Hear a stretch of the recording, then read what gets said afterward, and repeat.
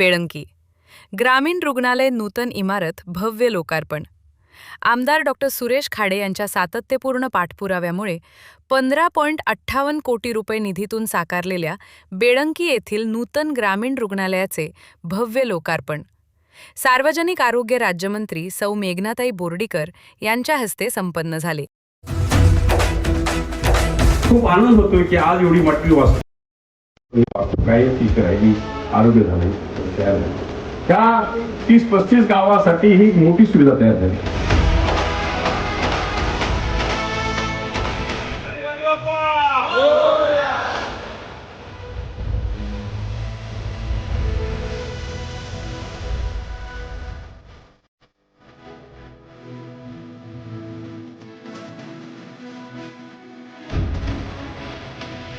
निश्चित असा हा हायवे ऍक्सिडेंट होत असतात, गरिबी असते, सर्वप्रदोष असतो, सापजल कुत्री चावतात, काय काय हे बरंच काय घडतं। तर त्या दृष्टीने डॉक्टरना मी सांगितलं ही औषधं सगळी आपल्याकडे उपलब्ध पाहिजेत।